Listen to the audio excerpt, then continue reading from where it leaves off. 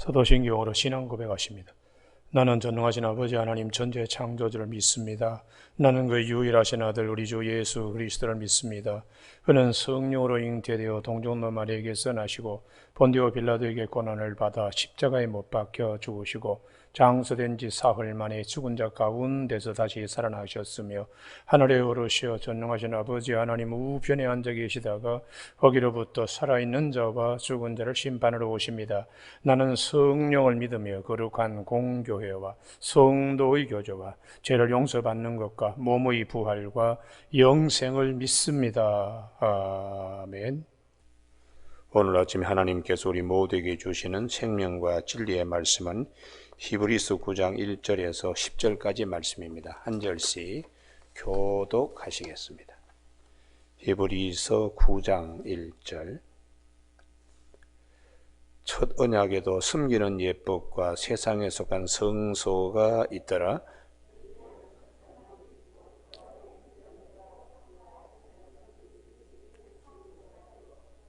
또 둘째 휘장 뒤에 있는 장막을 지성소라 일컫나니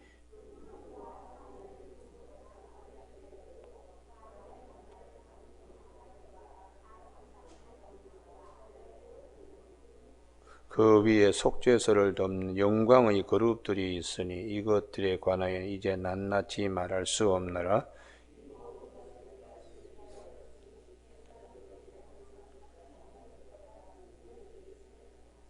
오직 둘째 장막은 대제사장이 홀로 1년에 한 번 들어가되 자기와 백성의 허물을 위하여 드리는 피 없이는 아니하나니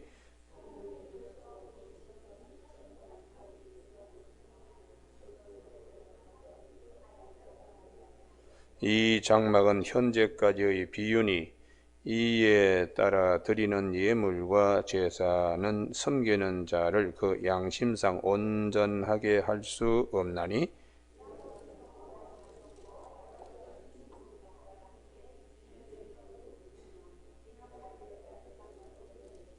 아멘. 오늘 9절 말씀에 이 장막은 현재까지의 비유니 이에 따라 드리는 예물과 제사는 섬기는 자를 그 양심상 온전하게 할 수 없나니 하는 말씀 중심으로 첫 언약 성소의 비유라는 제목으로 말씀을 나누겠습니다. 성경에는 비유가 참 많습니다. 그래서 주님도 비유가 아니면 말씀하지 아니하셨다 할 정도로 비유가 참 많습니다.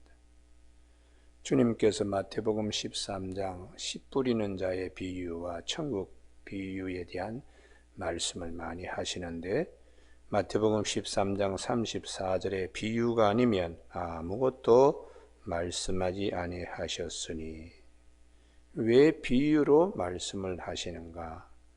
이는 선지자를 통하여 말씀하신 바 내가 입을 열어 비유로 말하고 창세부터 감추인 것도 드러내리라 함을 이루려 하심이라.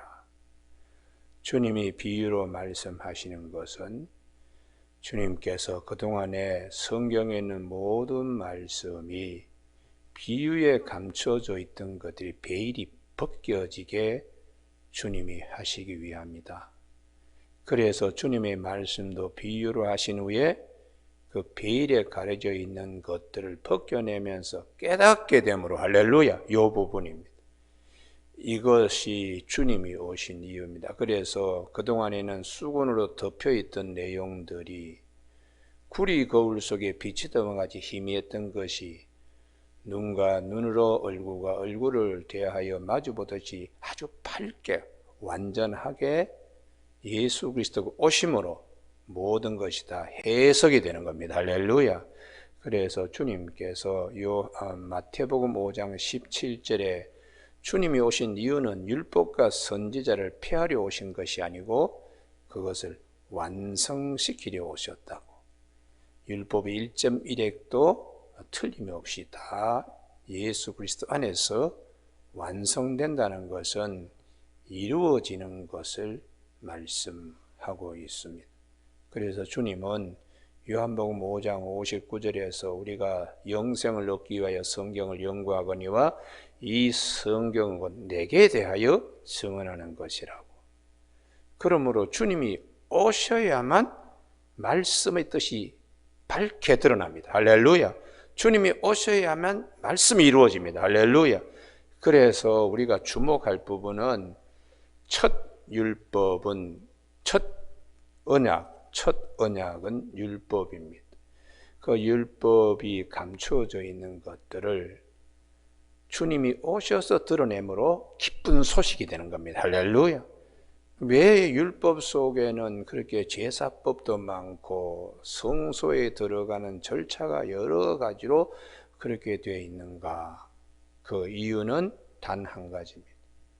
둘째 언약으로 오신 예수님께서 오심으로 희미하고 비유 가운데 있던 것들이 수건이 벗겨지게 되어서 참 뜻을 우리에게 하나님이 우리에게 주시는 선물이죠. 예수 그리스도 안에서 다 이루어지는 할렐루야. 이게 얼마나 큰 축복인가를 우리가 알게 되는 거죠. 그래서 이사야 선지자가 이사야 6장 9절에서 너희가 듣긴 들어도 깨닫지 못할 것이요 보긴 보아도 알지 못하리라. 그런데 예수님이 오셔서 알게 되므로 마태복음 13장 16절에서 너희 눈은 봄으로 너희 귀는 들음으로 복이 있다. 이게 수건으로 덮여져 있는 것이 이제는 벗겨지는 것이니까 이게 뭔가? 그게 예수 그리스도가 오심으로 이루어지기 때문에 예배소 1장 3절에 찬송하려다 우리 주 예수 그리스도의 아버지께서 그리스도 예수 안에서 하늘에 속한 모든 신령한 복을 우리에게 주신다는 거죠. 그러니까 그리스도 안에 모든 신령한 것, 그 안에 그래서 마태복음 4장 16절에 이방에 있는 갈릴리 북쪽에 있는 지역에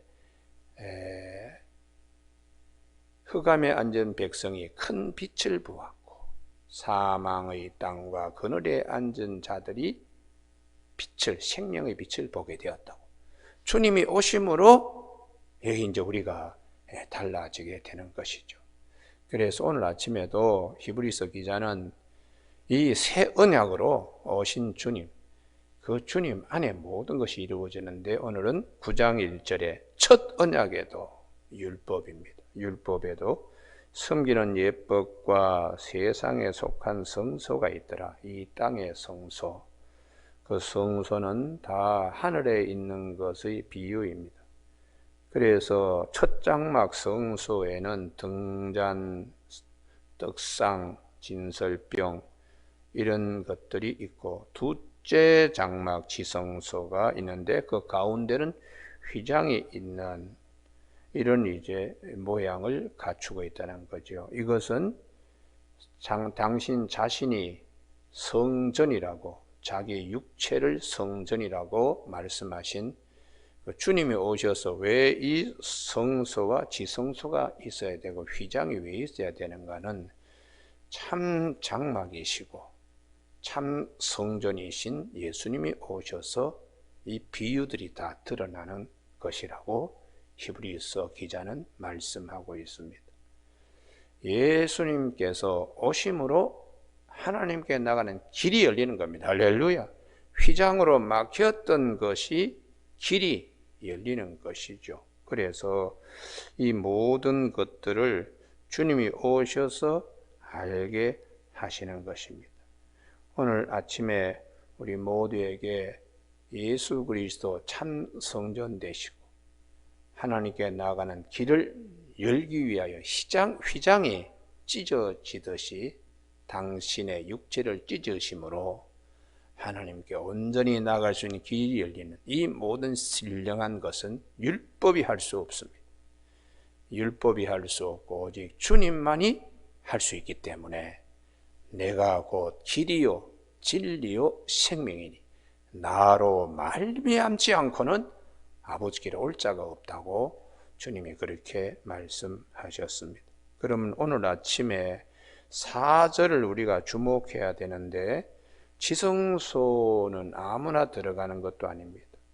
제사장들은 성소에 들어가서 분향도 하고 떡상에 떡, 진설병도 갈아치우고 뭐 할 수 있지만은 지성소는 오직 대제사장이 1년에 딱 한 번, 대속죄일인 7월 10일 날만 한 번 들어갈 수 있는데 그 지성소에 참 신비하지요. 감추인 이런 이제 것들이 어떻게 드러나는가 다 비유인데 우선 금향로, 그 다음에 사면을 금으로 싼 언약궤가 있고 이 금향로라는 것은 사실은 분향단은 휘장 밖에 있습니다.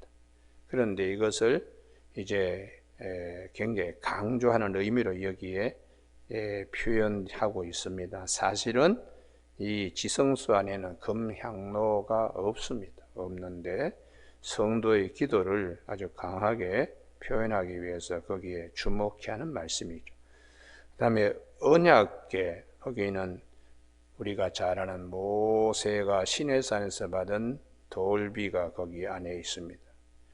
그 언약궤 법궤 안에는 돌비만 있는 것이 아니고 만나를 담은 금항아리, 우리가 출애굽기 16장 33절에 하나님이 만나를 내리시면서 이것은 법궤 곁에다가 한 항아리를 담아서 두라고 하셨습니다. 우리가 만나는 사실 이틀을 못 갑니다. 다음 날까지 먹으려고 욕심을 부리면 이게 다 그냥 벌레 먹듯이 썩어서 냄새도 나고 사라져버리는 아주 신기한 양식인데 단지 안식일을 거룩히 지키도록 하기 위하여 하나님께서 그 전날에 배로 거둘 수 있도록 주셨습니다. 거기는 아주 예외적으로 이틀을 갈 수 있습니다. 그러나 3일은 못 갑니다. 어떤 만나라도. 그런데 이 법궤 곁에 있는 이 만나는 이건 변하지도 않는 거예요. 썩지도 않고. 뭘 말씀하시나 영원한 생명의 떡이 계신다는 거죠. 할렐루야.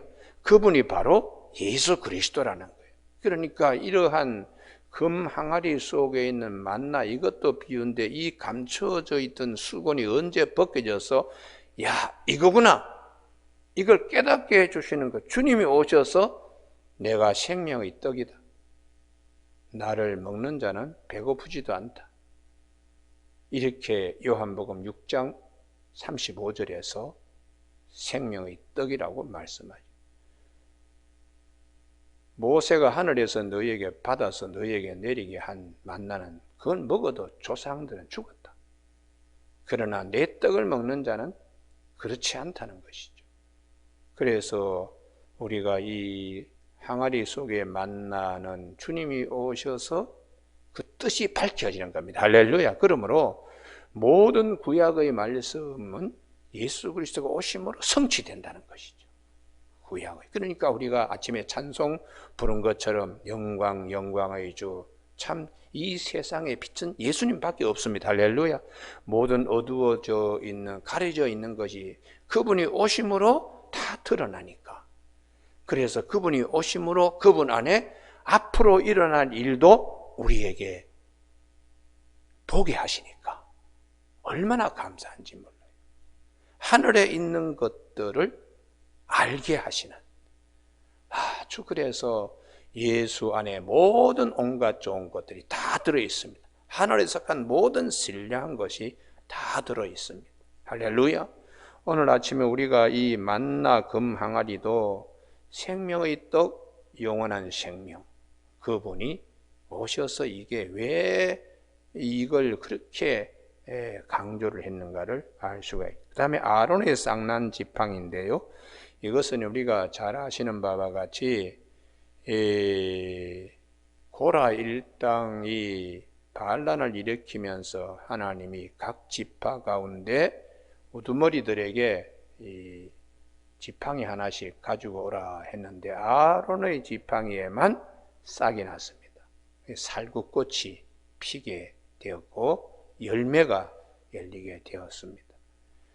하나님께서 아론의 쌍난 지팡이, 바짝 마른 지팡이가 어떻게 꽃을 피우고 열매를 맺을 수 있나?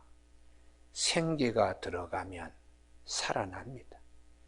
그건 주님이 부활이시기 때문에 아론의 쌍난 지팡이는 주님이 오셔서 내가 그 부활이요 생명이니 나를 믿는 자는 죽어도 살겠고 무릇 살아서 나를 믿는 영원히 죽지 아니하리라고 하신 말씀대로 주님이 부활하심으로 이것이 성취되는 거예요. 할렐루야. 그 아론의 쌍난 지팡이가 뭐 그렇게 그냥 중요하길래 거기에 법궤에 같이 이렇게 두나.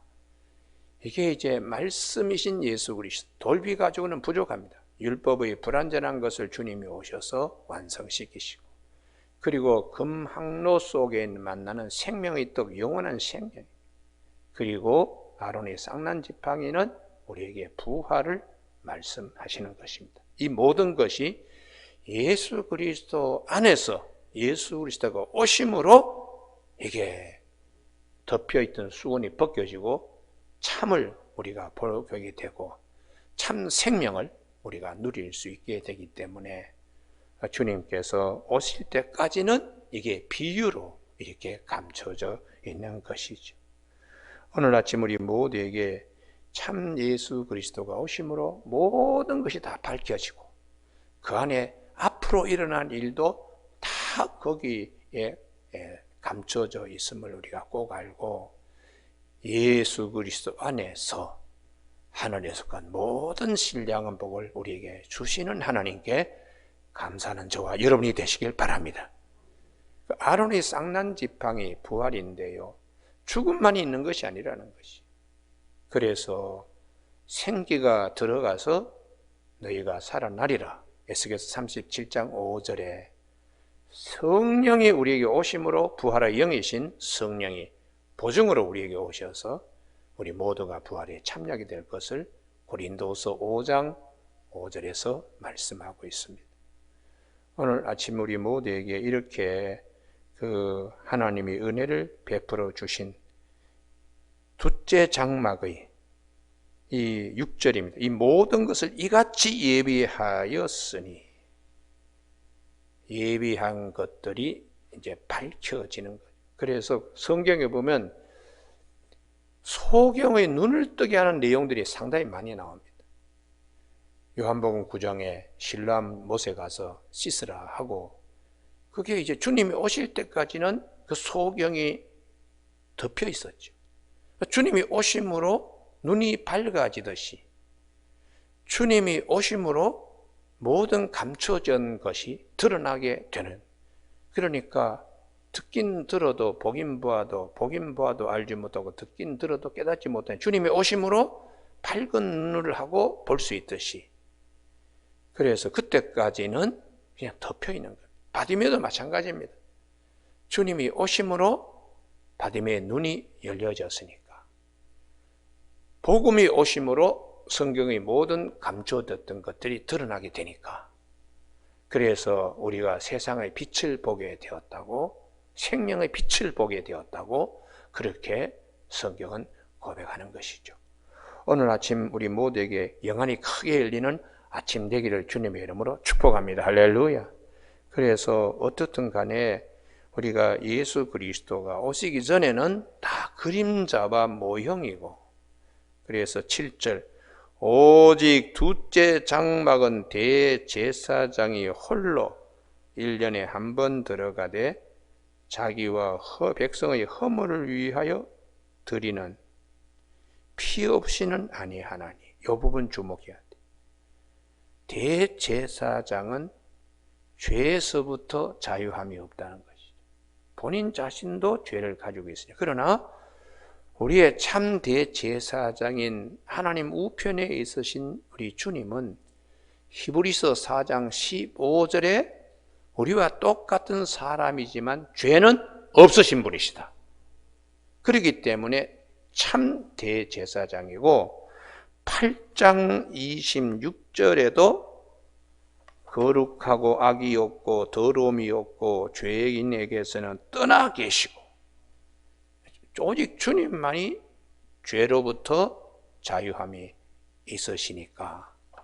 그러면 이 첫 언약의 대제사장들은 죄에서 자유롭지 못하다는 것은 죽음으로부터도 자유롭지 못하다는 것을 의미합니다.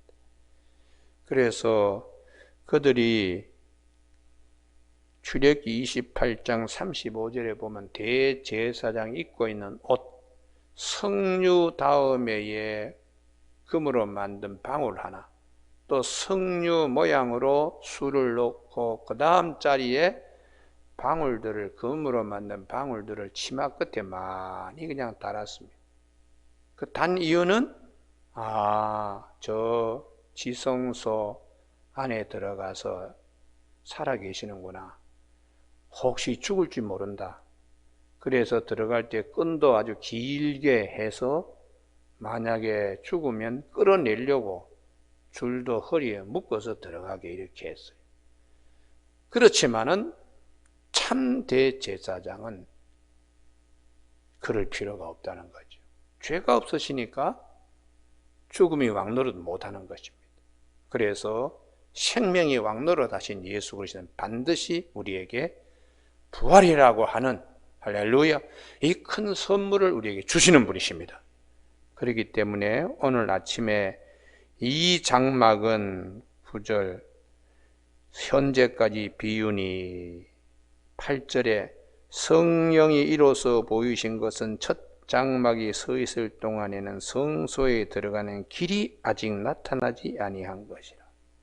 이 길은 예수 그리스도가 오심으로 열려지게 되는 것이죠. 그래서 주님이 내가 곧 길이요 진리요 생명이다. 나로 말미암지 않고는 아버지께로 올 자가 없다.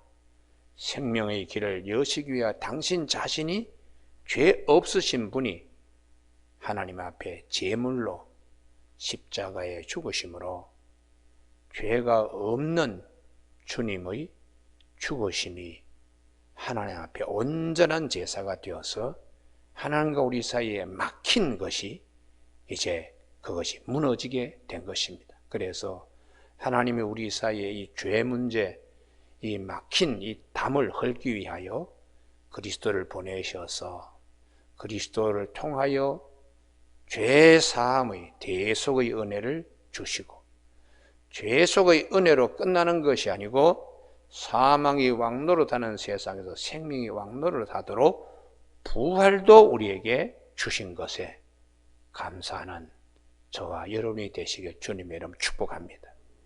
세상에 많은 사람들이 여기저기에 자기 영혼을 심어 놓고 다니는 사람이 있어요. 권력에다가 명예에다가 재물에다가 그거 다 일시적인 겁니다.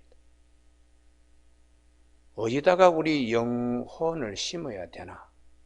천지는 없어질지언정 내 말은 없어지지 아니한 하나님의 말씀에 내 영혼을 심어야 돼. 할렐루야. 하나님의 말씀 가운데에 가장 큰 축복은 예수 그리스도를 통한 십자가와 부활입니다. 다른 것은 못 믿어도 하나님의 말씀은 우리가 꼭 믿어야 됩니다. 하나님의 말씀 가운데 부활에 참여한다는 이 큰 언약은 가장 큰 선물이요, 예수 그리스도를 통하여 하나님이 우리에게 열어주신 큰 은혜임을 꼭 기억하여 이 말씀에 우리의 영혼이 심겨지는 아침 되기를 주님의 이름으로 축복합니다. 기도하시겠습니다.